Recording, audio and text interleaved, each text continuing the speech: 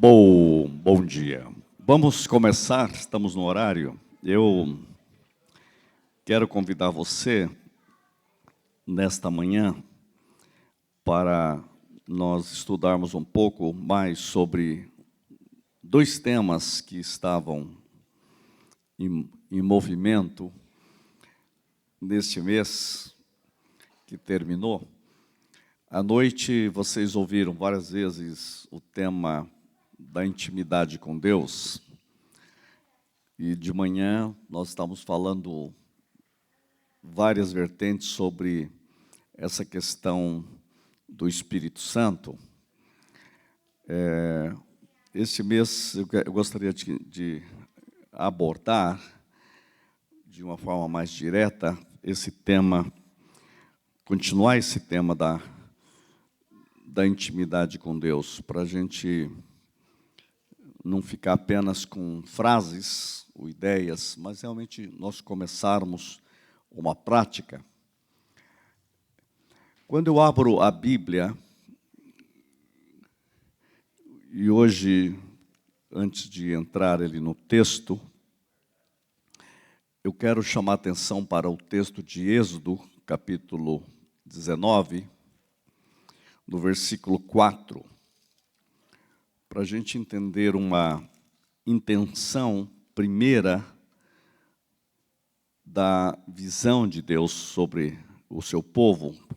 Êxodo capítulo 19, versículo 4, Deus mesmo diz assim: tendes visto o que fiz aos egípcios, como vos levei sobre asas de águia e vos cheguei a mim.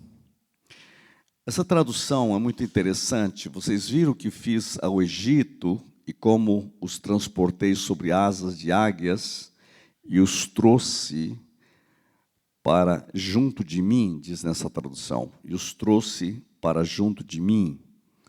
Eu queria que você compreendesse essa frase teologicamente, biblicamente. Olha que coisa interessante. Deus chega e diz assim: vocês viram o que eu fiz? Eu transportei vocês lá do Egito, eu tirei você como asas de águias, e está dizendo de uma águia que traz os seus filhotes, né? Mas o que eu quero que você observe é essa frase: e os trouxe para junto de mim. E os trouxe para junto de mim. Vou repetir outra vez, para vocês entenderem. E os trouxe para junto de mim. Sempre nós achamos que Deus tirou Israel do Egito para trazê-los para a terra. Foi também. Mas a intenção primeira de Deus não era levá-los para a terra. A intenção primeira de Deus era trazê-los para Ele, para trazê-los junto dEle. Tirá-lo de toda a escravidão para trazê-lo para junto dEle. Por que eu estou dando ênfase nisso? Para dizer para vocês que o nosso supremo chamado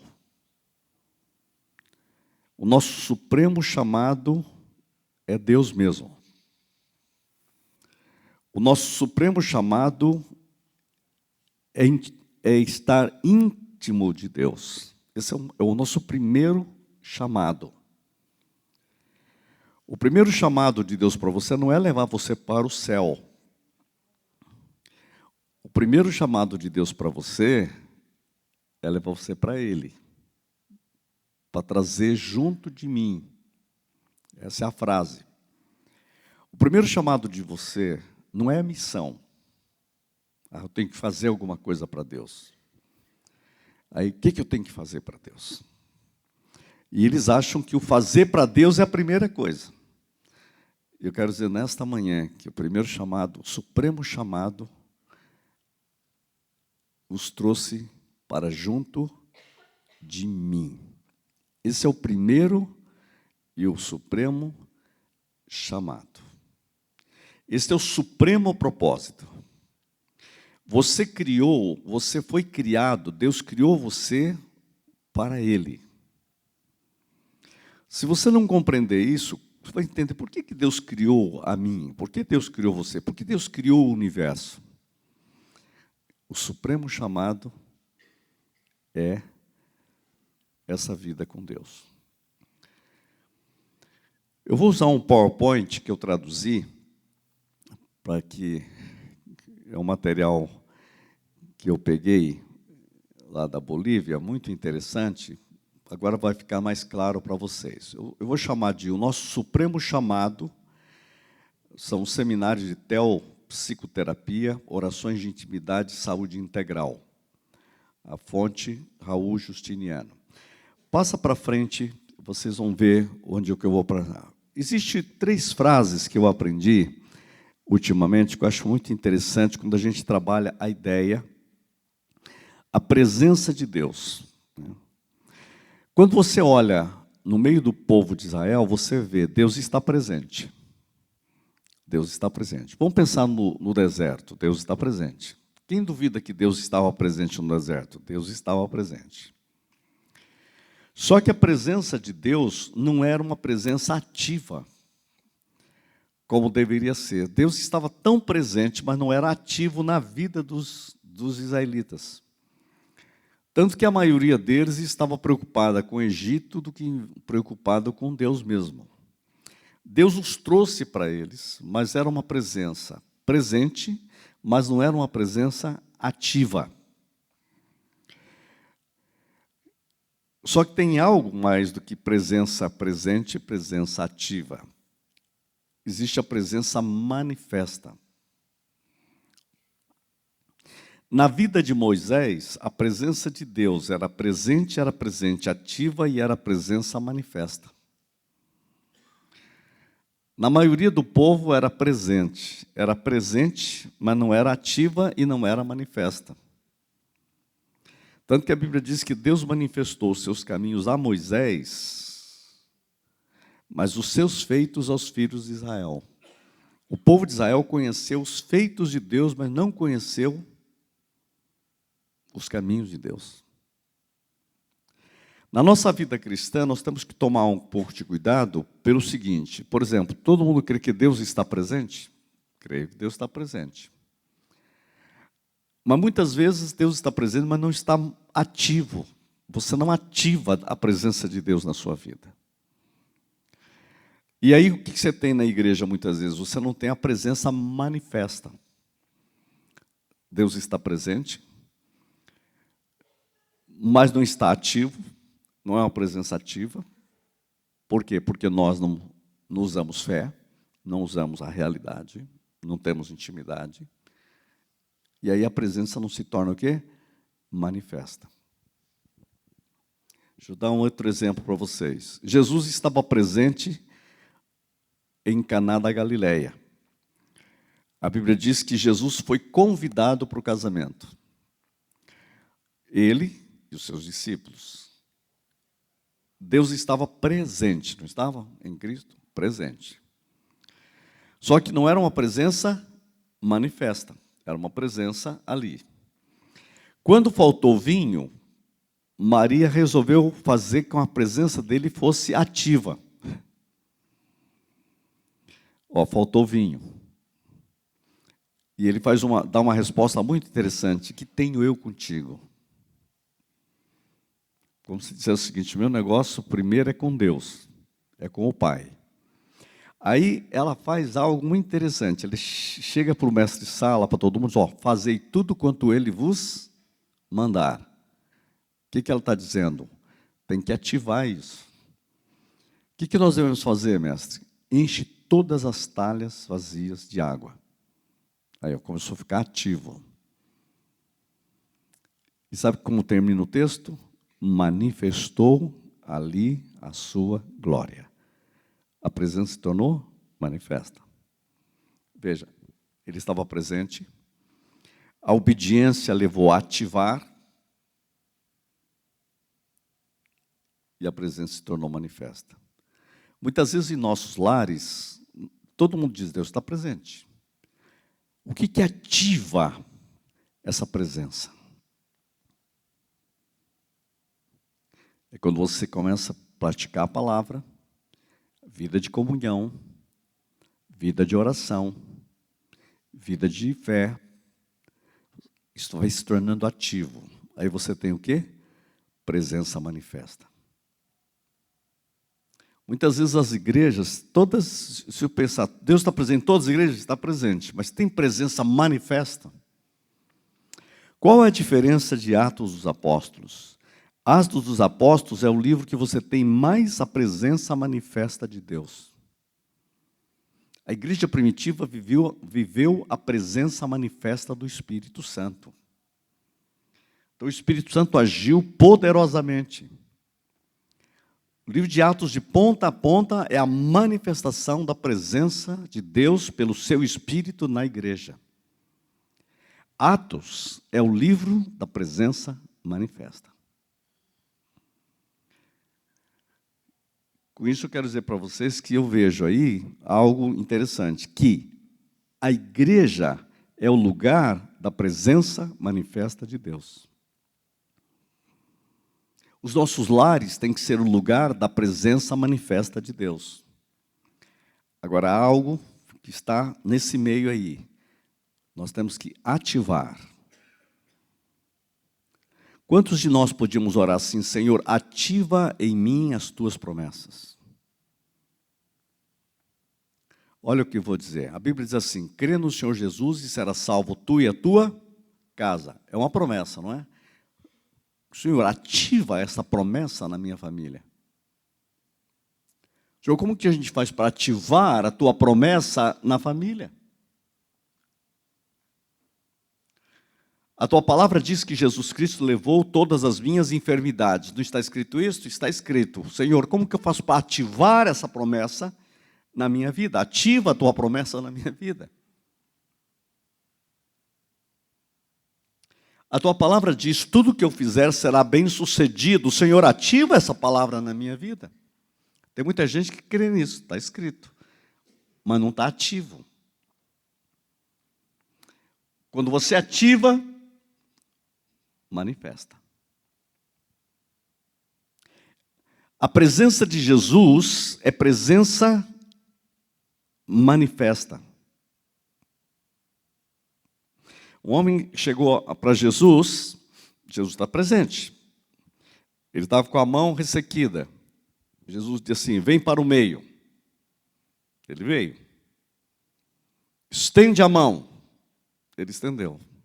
Veja, a presença se tornou manifesta. Jesus está presente? Está presente. Vem para o meio. Ativou. Estende a mão. Ativou. Aconteceu um milagre. É presença manifesta. Então você tem essa caminhada. Muitas vezes nós estamos aqui na igreja e estamos, Deus está presente. Se Ele quiser fazer, Ele faz. Deus está no deserto. Se Ele quiser fazer, Ele faz. Senhor, ativa. O que eu tenho que fazer? Qual é a minha parte? Qual a minha resposta a isso, a tua presença? Muitas vezes você está aqui sentado no banco, a gente pede assim, vem aqui para frente, você quer ser curado. Quando você se move, você está ativando. Para que aconteça a presença manifesta. Alguém pergunta para mim, quantas vezes eu devo ir à frente para receber a oração? Uma vez eu perguntaram isso para um desses irmãos que oram muito. Ele disse, quantas vezes você passa uma pomada quando você tem uma ferida?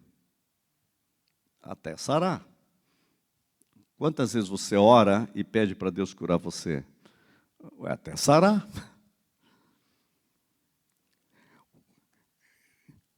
Tudo na vida, gente, tem que ser ativado. Preste atenção. Uma semente, se você não ativar a semente, ela não nasce. Como que eu faço para ativar uma semente? Põe ela na terra. Enquanto eu não colocar ela na terra, eu não ativei. O teu carro, você só liga, tem que ativar. Senão não liga o motor. A nossa fé, a nossa vida em Deus Nós somos semente, nós só funcionamos bem dentro de Deus. Senhor, é em Cristo, na tua promessa, ativa em minha vida toda a tua promessa. Senhor, ativa em mim aquela vida de paixão que eu tinha quando eu comecei. Ativa esse amor. Presença de Deus, presença ativa, presença manifesta. Guarde isso porque é um princípio muito simples, mas que tem a ver com tudo que nós estamos falando aqui. 1 Coríntios, capítulo 1, versículo 9, é só passando aí. A Bíblia diz: fiel é Deus por quem você foi chamado à comunhão com seu Filho Jesus Cristo, nosso Senhor. O maior chamado que nós temos é esse. Jesus Cristo, o Pai, nos chamou em Jesus Cristo à comunhão do seu Filho. Esse é o supremo chamado. Esse é o mais curador chamado. Por isso que eu chamo de um chamado teopsicoterapêutico. Deus é a nossa saúde. Quando nós ativamos isto em nossa vida, quando nós ativamos esta realidade em nossa vida, não há uma verdade maior para mim e para você do que a comunhão com Jesus Cristo. É a comunhão com Jesus Cristo que ativa todos os recursos de Deus na sua vida. É a comunhão com Jesus Cristo que ativa em você tudo que Deus fez por você. Na cruz, na vida de Jesus, na cruz, na morte, na ressurreição e na glorificação. Nós temos que entender que a obra da cruz de Cristo não é apenas a vida de Jesus, mas Ele morreu numa cruz, levou os nossos pecados, Ele ressuscitou, nos deu vida e Ele assentou-se à direita do Pai e Ele voltará. Tudo que Deus fez em Cristo, a nossa comunhão com Cristo é uma comunhão completa. Não é apenas a comunhão que tira o pecado de você, mas é a comunhão que ativa em você todo o propósito de Deus, todo o projeto de Deus, toda a vitória de Deus. Ativa em você toda a saúde de Deus. Ativa em você todo o equilíbrio de Deus. Por quê? Porque tudo que Deus tinha que fazer por mim e por você, Ele o fez em Jesus Cristo. A obra em Cristo por nós é uma obra completa. Por isso que fiel é Deus por quem você foi chamado à comunhão com seu Filho Jesus Cristo, nosso Senhor. É na intimidade com Cristo, é na comunhão com Cristo, que nós somos saudáveis, que nós somos sarados, que nós somos curados de nós mesmos, que nós somos libertos de nós mesmos, que nós somos fortalecidos. Essa é a comunhão. Por isso eu e você, o que nós mais precisamos é do supremo chamado.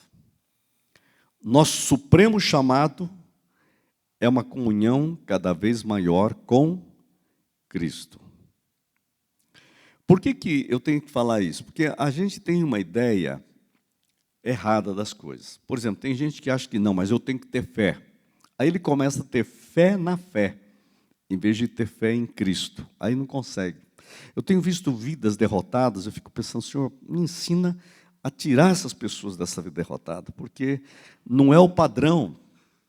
A pessoa não consegue ativar nela essa vida em Deus, porque ela fica concentrando o seguinte, ela quer ter fé para mover Deus, em vez de ter Deus para mover a fé. Deu para entender a diferença? Tem gente que acha que é a minha fé que move Deus, não é Deus é que move a minha fé. É invertido. O diabo ele é safado, ele dá uma invertida e a pessoa pensa que está fazendo do jeito bíblico e está vivendo uma vida derrotada. Por quê? Porque ele quer ativar a fé, né? É Deus que nos ativa. O caminho é intimidade com Deus, é comunhão com Deus que é a chave. A chave. Por quê? Porque eu sou curado Não é por causa da fé. Eu sou curado porque Cristo fez tudo por mim na cruz e Ele é vencedor e êxito. É por causa disso que eu sou curado. Não é minha fé que produz cura, é o que Cristo fez que produz cura. Quando eu entendo isso, eu entendo que nele eu já sou curado. O que eu estou precisando é receber, porque fazer Ele já fez. Ou vocês acreditam que alguém de vocês vai ressuscitar com o corpo doente? Tudo já está feito na ressurreição. A ressurreição é algo completo. Aí você diz, Senhor, eu recebo. Está vendo? Eu recebo. Eu recebo. Então a minha fé, ela é receptiva. E vai sendo transformada. É um caminhar de intimidade com Ele. Quando a gente descobre isso, você descobre a vitória dele. Claro que tem gente que não consegue receber agora tudo. Daí, qual é o plano de Deus? A gente não sabe. Mas o fato que Ele fez algo completo em Cristo. Quando eu vejo que alguém falece de uma enfermidade incurável, diz, agora ele foi curado. Por causa do quê? Por causa da ressurreição. Então, se você me perguntar assim, Deus cura todos os seus filhos? Todos. Completamente? Completamente. Mas tem uns que não receberam. Não, receberam. Na ressurreição receberam. A vantagem é que alguns recebem antes. Pega por antecipação. Mas a ressurreição significa vitória completa. Então, a base da nossa fé não é a nossa fé. A base da nossa fé é a nossa comunhão com Cristo. Aí que eu vou entender de novo a questão da presença manifesta. Presença manifesta. Presença manifesta. Preste atenção a alguns pontos que eu quero abordar hoje aqui com vocês. Eu estou dizendo a vocês que nós precisamos crescer em nossas orações de intimidade com Deus. Quando eu digo intimidade com Deus, não é o mesmo que orar para pedir e orar para ter comunhão com Cristo. Há dois tipos de orações. Uma oração é você pedir, né? Outra é você orar para ter comunhão com Cristo. O mal nosso é que as nossas orações são mais petições, em vez de ser orações de comunhão. Eu estou começando a trabalhar isso cada vez mais com o pessoal de intercessão, para nós aprendermos a ter oração de comunhão. Orar é ser íntimo de Deus. Orar e ser íntimo de Deus não é a mesma coisa. Quando a gente fala, eu estou falando de intimidade com Deus, na cabeça sua está assim, né? Precisamos de mais oração. Aí você sai daqui precisamos de mais oração. Eu quero dizer para vocês que não é isso que eu estou falando. Eu estou falando, nós precisamos de mais intimidade com Deus. Por quê? Porque orar e ter intimidade com Deus não é a mesma coisa. Porque tem gente que só ora pedindo, mas não tem comunhão, não tem a oração de intimidade com Deus. Muitas vezes ficamos num devocional diário, mas sem intimidade, fica-se muito técnico. Eu penso que eu estou orando, mas não estou tendo intimidade. Então eu queria convidar vocês a compreenderem isso que eu estou dizendo. Nós precisamos aprender a ter intimidade com Deus. Não procurar Deus apenas para pedir coisas, mas procurar Deus para ter comunhão com Ele. Vou dar uma ilustração. Todo mundo conhece meu filho, Kleber, né, que está agora quase com 38 anos. Eu me lembro, quando era criança, ele sempre vinha pedir alguma coisa. Sempre pedia alguma coisa. Criança é assim, né? Sempre pede alguma coisa. Mas um dia eu vi assim, ele devia ter uns 2 anos e meio, ele chegou, me deu um abraço bem forte na perna. Eu olhei, e com aquele abraço, falei, ele vai pedir alguma coisa. E aí eu perguntei, Kleber, o que é que você quer? Ele disse assim, eu não quero nada, eu quero você. Nossa, foi um negócio interessante, que frase tremenda, né? E o Espírito Santo disse assim, você nunca falou isso para mim. Você só me procura para pedir coisas. Você nunca disse, eu quero você. Aquele dia eu entendi algo. Se eu procuro Deus só para pedir coisas, ou eu procuro Deus por causa dele mesmo. Foi uma aula para mim. Estão entendendo a diferença? Uma coisa é você dizer, Deus, eu quero ter comunhão contigo.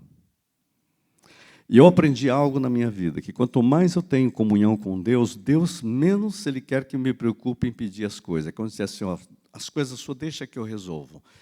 Eu prefiro desse jeito aí mesmo. Por isso que a Bíblia diz, agrada-te do Senhor e Ele satisfará os desejos do teu coração. Quanto mais eu tenho satisfação com Deus, pelo que Deus é na minha vida, minha identidade em Deus, mais Ele mesmo se preocupa com tudo que eu preciso.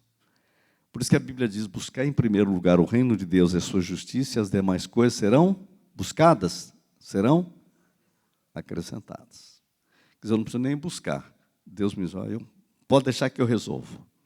Você se preocupa comigo e deixa que eu me preocupo com você.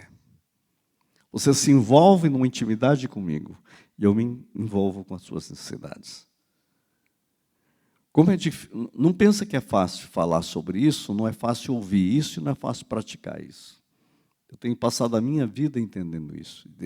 E nesses últimos meses, isso tem sido uma tônica fundamental na minha vida. Tanto que eu tenho dito, Senhor, primeiro eu quero praticar isso, viver isso, para poder ensinar isso. E eu vou dizer para vocês, não há nada mais glorioso na vida do que nós aprendermos a orar nesse segredo da intimidade com Deus. Em que você busca nas orações, você não leva a agenda da terra para a oração, mas você busca na oração a agenda do céu. O que Deus quer que nós oremos? Uma coisa é eu olhar para a igreja aqui e orar nas suas necessidades. Outra coisa é eu ter intimidade com Deus e dizer, Senhor, o que o Senhor quer que a igreja tenha? Qual é a tua tônica? Qual é a tua agenda para a igreja? Você já imaginou se nós aprendêssemos como igreja cada vez mais descobrir a agenda do coração de Deus? Isso é intimidade. Então, nós precisamos entender isso. Vamos para frente. Eu queria que vocês observassem intimidade com Deus. É a questão mais importante aqui na terra. Por quê? Porque na presença de Deus está tudo. Na presença de Deus está tudo. Veja que os níveis de intimidade com Deus, que eu já falei sobre isso, mas agora vai ficando mais claro. Primeiro nível, você tem que ter uma relação com Deus. A relação com Deus depende do quê? Do que Cristo fez por você, do que Cristo fez por nós. Agora, comunhão, gente, comunhão você desenvolve. Comunhão é obediência. Comunhão é a leitura da palavra. Comunhão é você ter disciplina. Dizer, Senhor, eu quero ter um tempo maior de comunhão contigo. Então, comunhão é um desenvolver, é uma resposta. Relacionamento, não. Relacionamento, Deus diz, em Cristo você tem relacionamento comigo. Comunhão é uma resposta minha. Eu posso caminhar com Deus ou não caminhar com Deus. Você veja que Adão, na viração do dia, ele tinha comunhão com Deus. Deus caminhava com ele. Era uma comunhão. Ele perdeu essa comunhão. O primeiro Adão perdeu no jardim a comunhão com o Pai. Essa comunhão foi restaurada em Jesus Cristo. Mas a vida cristã, se você entender, é uma vida de comunhão, e é toda a vida do Antigo Testamento também, você observa que Deus tem algo, o supremo chamado de cada um é a comunhão. Você imagina Noé caminhando com Deus? Você imagina Enoque caminhando com Deus? Enoque andou com Deus, né? E Deus parece o tomou. Você imagina Abraão? Abraão caminha tanto com Deus que Deus chama ele de meu amigo. Moisés, ele tinha todo aquele povo, mas ele tinha comunhão com Deus. Davi, o homem segundo o coração de Deus, é um homem de comunhão com Deus. Daniel, o homem que invade um reino de todo o império das trevas, mas ele tem comunhão com Deus. E Jesus tem um ministério de comunhão com o Pai, para ensinar-nos a viver. Se olha a vida de Paulo, ele sofria, ele orava pela igreja. Havia uma vida de comunhão com Deus. Ele disse, olha, nós fomos chamados à comunhão com o seu Filho Jesus Cristo. Então, comunhão desenvolve. E aí você precisa aprender, cada dia, a ter mais comunhão com Deus. Você tem que acordar de manhã com mais comunhão com Deus. Você tem que dormir à noite com mais comunhão com Deus. Você tem que passar o dia tendo comunhão com Deus. Só que comunhão com Deus, que eu ligo agora com adoração, é uma vida de adoração, uma vida de comunhão. Adoração agora você sabe que toda a sua vida ela tem que louvar a glória de Deus, tem que louvar a Deus, porque você foi criado para Deus. É isso que ativa a presença de Deus na sua vida, manifesta. Lembra que vou voltar lá na presença manifesta. O que manifesta na nossa vida é essa vida de comunhão, essa vida de adoração com Deus permanentemente. Os teólogos reformados, os reformadores, principalmente Calvino e os outros, descobriram algo fundamental. Tudo para o louvor da glória de Deus. Tudo. Por isso que no boletim aparecia a expressão, só lhe deu glória. Só a Deus glória. Só a Deus glória. Só a Deus glória. Tudo para a glória de Deus. Então é um jeito de viver, é um modo de viver. Por isso que Calvino dizia, vocês têm que estudar. Por quê? Para Deus ser glorificado. Tinham que ser honestos por a glória de Deus. Tinham que ser bons maridos, boas esposas. Por causa do quê? Por causa da glória de Deus. Participar da ceia. Por que participar da ceia? Porque estamos glorificando a Deus. A missão por causa da glória de Deus. Então, a glória de Deus, o adorar não era algo na igreja para adorar. Era a adoração depois que o culto terminou. Era a adoração que terminava depois da bênção apostólica. Porque era um modo de viver 24 horas por dia para a glória de Deus. Você acha que a riqueza da Suíça e dos Países Baixos foi por causa do quê? Eles trabalhavam para Deus ser glorificado. Por que tinham que ser os melhores trabalhadores? Por causa da glória de Deus. Por que tinham que estudar? Por causa da glória de Deus. Por que tinha que ser o melhor aluno? Por causa da glória de Deus. Por que tinha que ser o melhor trabalhador no seu trabalho? Por causa da glória de Deus. Veja, era um modo de viver. A gente tem muitas vezes perdido isso. Isso ativa a presença de Deus na sua vida manifesta. Seu comércio, seu negócio, sua vida, sua existência é para a glória de Deus. Por que você não fala mal dos outros? Porque não tem jeito de falar mal dos outros para a glória de Deus. Por que você luta contra o pecado? Porque não tem jeito de pecar para a glória de Deus. E eu não quero fazer nada que Deus não seja glorificado. Então é uma vida de adoração 24 horas por dia. E a ideia que eu coloco aqui é o seguinte, você pode fazer duas coisas ao mesmo tempo. Você continua tendo comunhão com Deus e fazendo outras coisas. Você continua vivendo a vida inteira. É um viver em que você sai daqui, pega o teu carro, vai ir para a sua casa, você está em comunhão com Deus, em intimidade com Deus, você está conversando com Deus.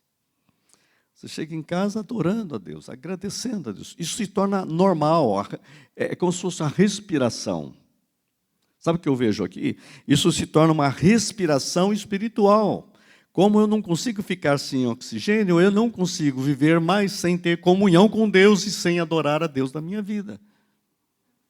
Isso faz parte de uma respiração espiritual. É o oxigênio da igreja, permanentemente. Isso leva o quê? A quarta dimensão, que é a amizade.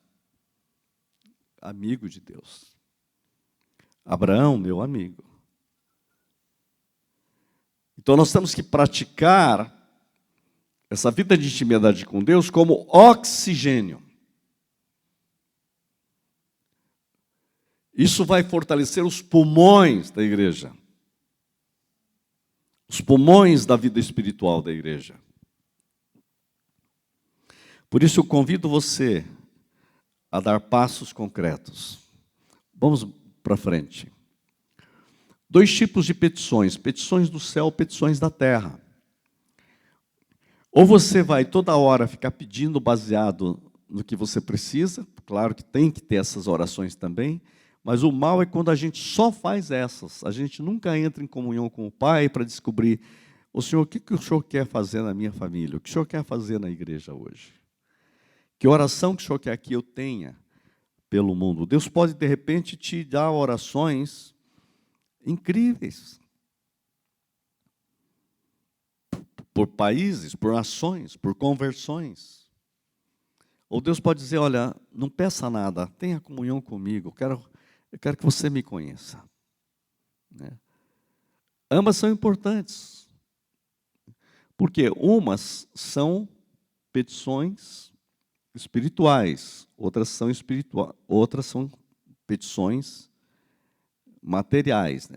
As petições espirituais são mais importantes e estratégicas que as petições materiais, porque o céu é que tem que mover a terra. Seja feita a tua vontade na terra, como ela é feita no céu. Senhor, seja feita na minha família a tua vontade aqui na terra, como ela é feita no céu. Senhor, faz com que a minha casa seja invadida pelo céu, que a igreja seja invadida pelo céu, que o Brasil seja invadido pelo céu. Então, eu estou trazendo petições do céu. Né?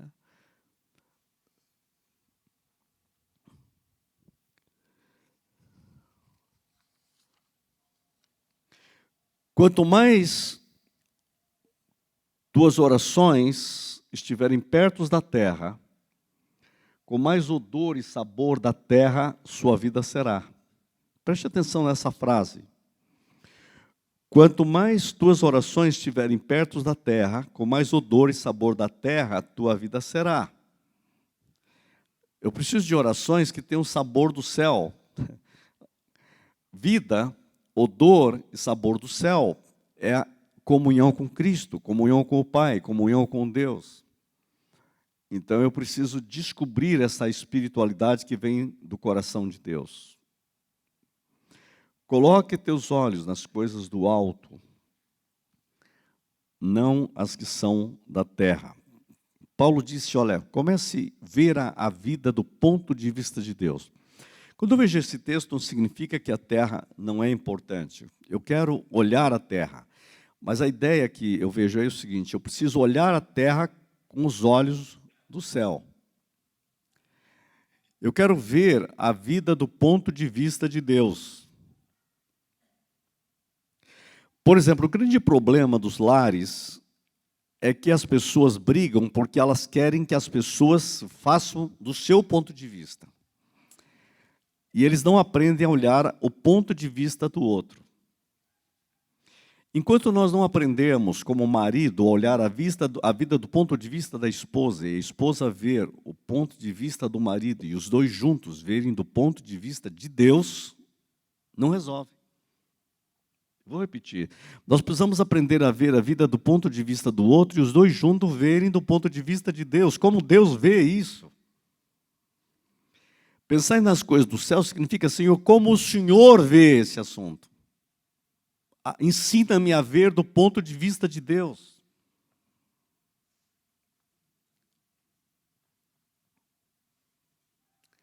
O que Deus pensa? Você imagina os pais olhando o Senhor, qual o teu ponto de vista? Quantas vezes eu já vi angústias profundas. Eu voltei para Deus e Deus disse, fique calmo. Eu estou trabalhando. Mas eu não estou vendo, mas eu estou.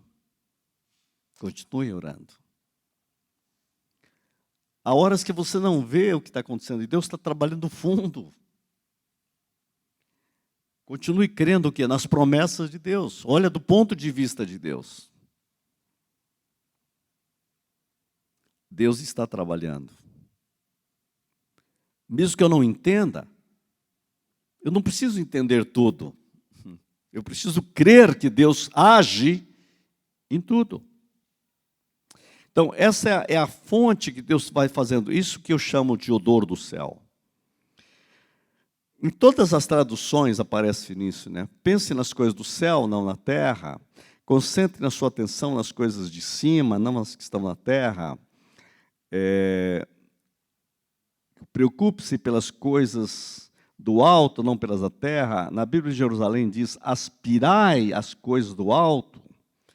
Aspirai as coisas do alto, quer dizer, é um aspirar do melhor de Deus. Senhor, eu quero o teu céu invadindo a terra. Dá mais um passo.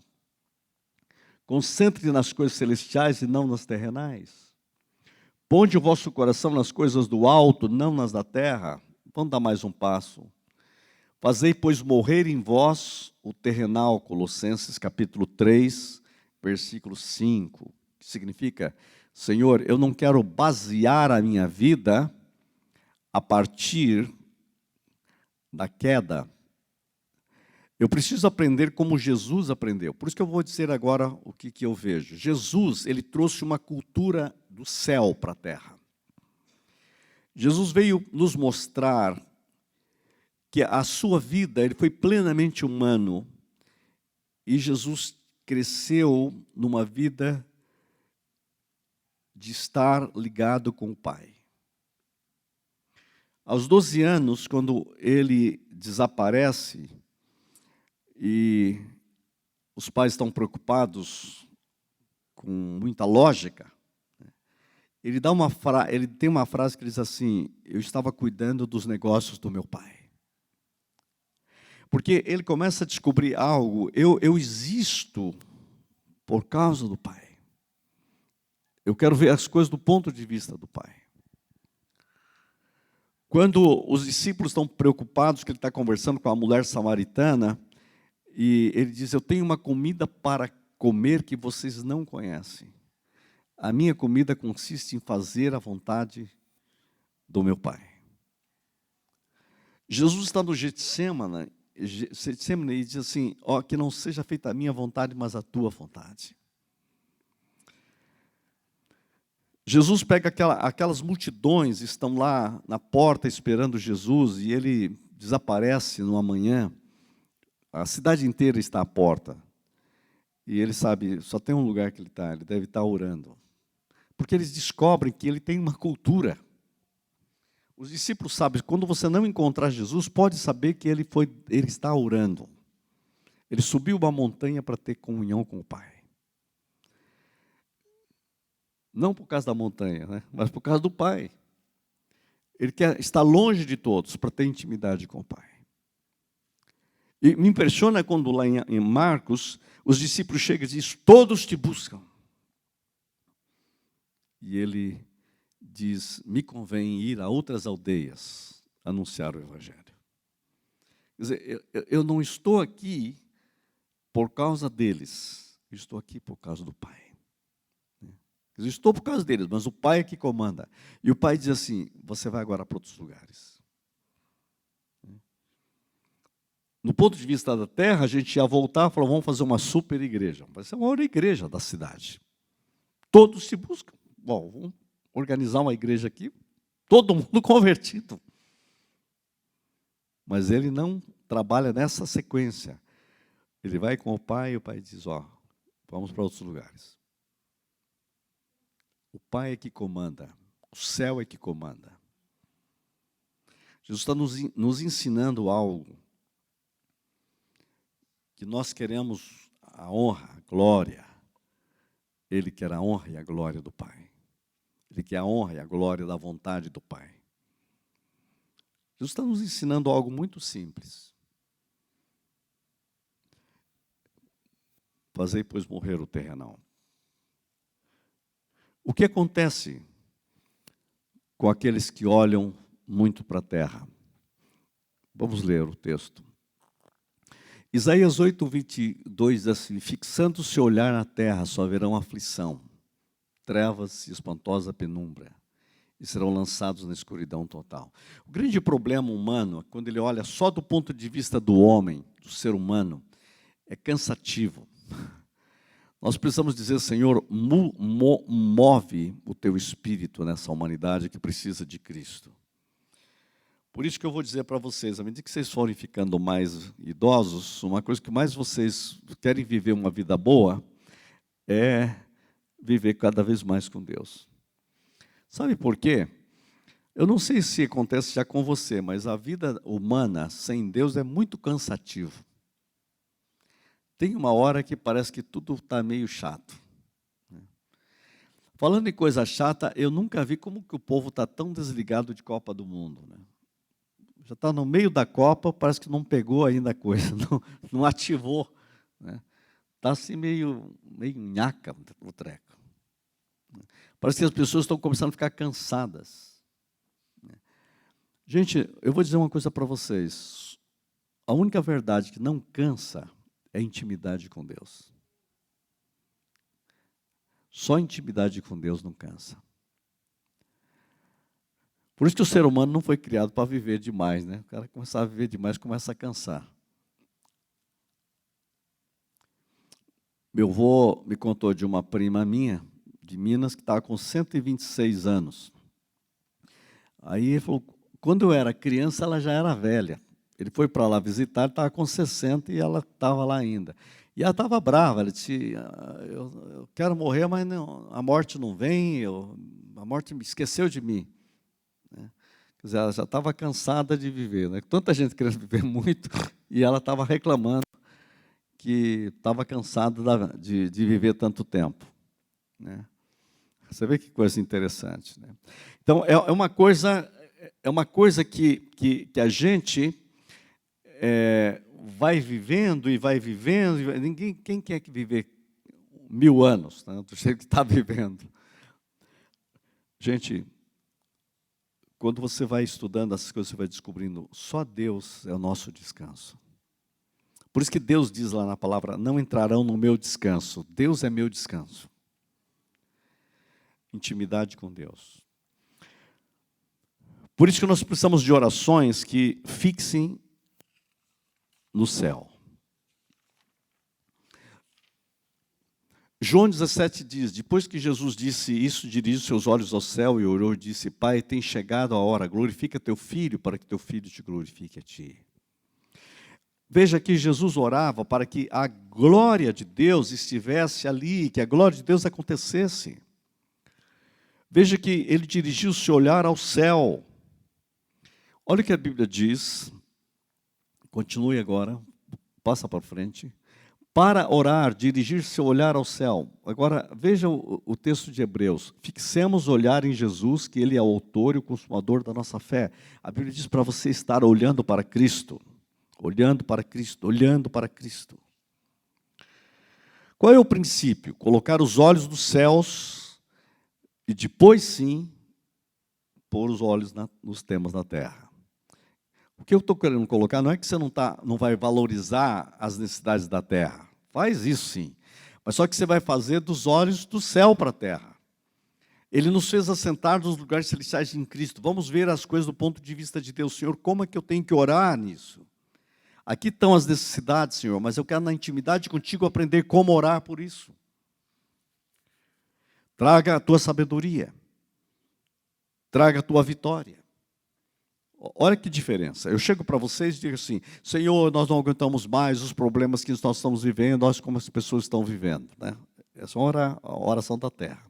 Outra coisa, eu estou na intimidade com o Pai, Senhor, Cristo venceu, Cristo deu toda a vitória. Senhor, manifesta a tua sabedoria nesta família, para a glória, abre os olhos para que eles contemplem Jesus Cristo. Olha só, mudei a oração. Uma coisa é orar, Senhor, não aguento mais, essa pessoa precisa de se converter. Aí eu estou baseado na terra. Senhor, abre os olhos, manifesta aí que ele tenha a visão de Cristo. Olha, estou fazendo a mesma oração? Não. Uma oração eu estou fazendo desde o céu, outra eu estou fazendo desde a terra. Qual delas você acha que é mais poderosa? Eu me lembro um homem, um empresário, que a mulher fazia parte do círculo de oração, orou uns 15 anos pela conversão dele. Eu disse, Senhor, por que um homem desse não se converte com uma mulher dessa orando tanto? Aí um dia o Espírito Santo falou para mim, é que vocês oram errado, né? Ela ficava, Deus, não aguento mais esse marido, olha só que acontecido, olha que sofrimento que eu tinha. E ficava reclamando do marido para Deus o tempo todo. Eu disse, vem aqui, Deus me ensinou um negócio para orar diferente. Vê se orar desse... Eu não aguento mais essa praga, você vai orar invertido. Você vai orar o seguinte, ora assim, Senhor, revela, mostra mais de Cristo. Mais de Cristo. O quê? Começa a orar assim, Senhor, que ele veja mais de Cristo em mim, menos de mim em mim, mais de Cristo em mim, menos de mim em mim, mais de Cristo em mim. O problema é que ele está olhando para você religiosa, cada dia mais religiosa. Ele fala assim, isso é o que eu não quero. Vamos fazer o seguinte, ora assim, Senhor, mais de Cristo em mim, menos de mim em mim. Que ele veja mais de Cristo em mim e menos de mim em mim. Mudou a oração. Aí nós oramos assim, Senhor, abre os olhos. Jesus, o Senhor deu vitória. O Senhor disse que os cegos serão curados. Ele é um homem cego, ele não consegue ver a Cristo, ele não consegue ver o Evangelho. Então, sai toda a cegueira deste homem na autoridade do nome de Jesus e ele contemple a glória de Cristo. Sabe o que aconteceu? Na próxima, batismo e profissão de fé, aquele homem estava na frente. Eu tive o privilégio de batizá-lo. E ele se tornou um dos melhores líderes de homens que eu vi na minha vida. 15 anos, sai nada. Quando ela mudou a oração do céu para a terra, mudou tudo. É isso que eu estou querendo dizer para vocês. O céu determina a terra. Por isso nós temos que ter petições espirituais. Vamos lá, mais um pouco. Que a minha vida tenha mais odor e sabor do céu do que da terra. Imagine você orando assim como marido, como esposa, como pai e filho. Senhor, que os meus filhos vejam mais de Cristo em mim e menos de mim em mim. É isso que é orar. Senhor, que as pessoas que me conheçam cada vez mais vejam Cristo. Mais de Cristo. Tem um hino antigo que a gente cantava na igreja, né? Mais de Cristo eu quero ter. Lembra aquela tão pequenininho, mas tão forte, né? Lembra daquele Inês? Que a beleza de Cristo se veja em mim. Lembra desse hino? Não precisa cantar esse negócio de novo, gente. Que a beleza, lembra disso aqui, pastor? Da sua época de criança, não é não? Que a beleza de Cristo se veja em mim, toda a sua admirável, lembra o resto? Pureza e amor, até que a beleza de Cristo se veja em mim. O Arnê é dessa época aí. Hã?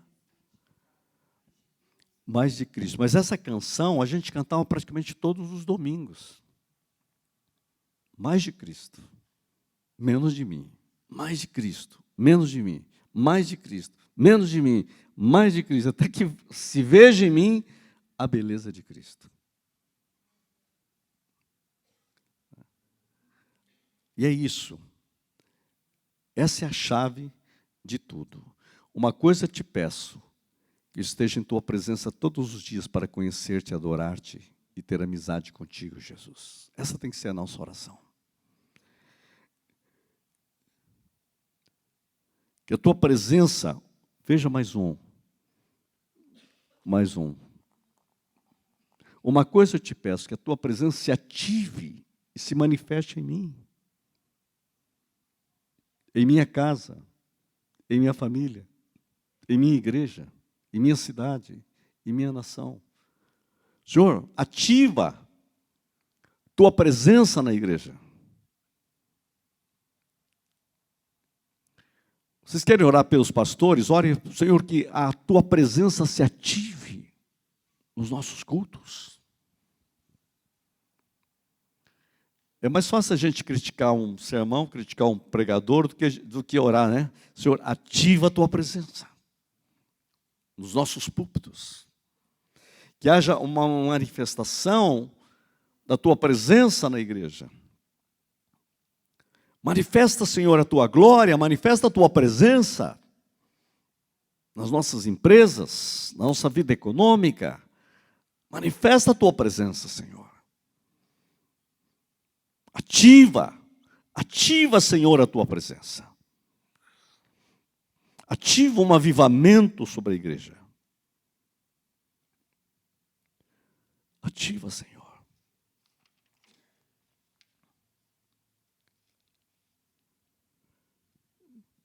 Quer ver? Vou fazer mais umas orações para a gente terminar. Uma coisa eu te peço, que me convertas num cristão no lugar santíssimo, com plena comunhão contigo, ó Deus. Eu quero ter mais intimidade contigo. Eu quero ser um cristão não lá do átrio, mas do lugar santíssimo. Não do meio do caminho, mas da intimidade contigo. Me convertas num cristão no lugar santíssimo.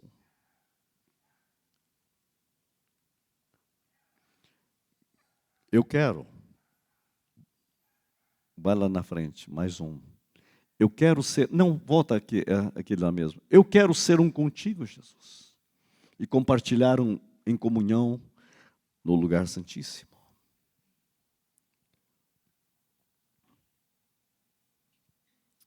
Eu creio que eu podia terminar aqui dizendo que nós precisamos de pastores e líderes que tenham mais sabor e odor do céu, para produzir cristãos e igrejas que possam andar no sobrenatural do céu, no sobrenatural de Deus.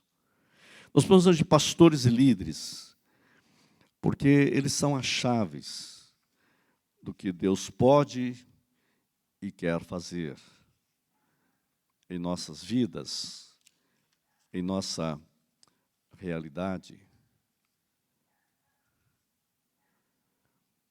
Vamos abrir o nosso coração e orar. Feche os olhos. Pai, que o teu Espírito continue essa obra em nós. E obrigado pelo teu supremo chamado, que nós tenhamos entendido isso, que o Senhor está nos chamando para uma vida de maior intimidade e comunhão contigo. E ter nossas orações que tenham sabor do céu. Nós oramos em nome de Jesus. Quem crê, recebe, diz.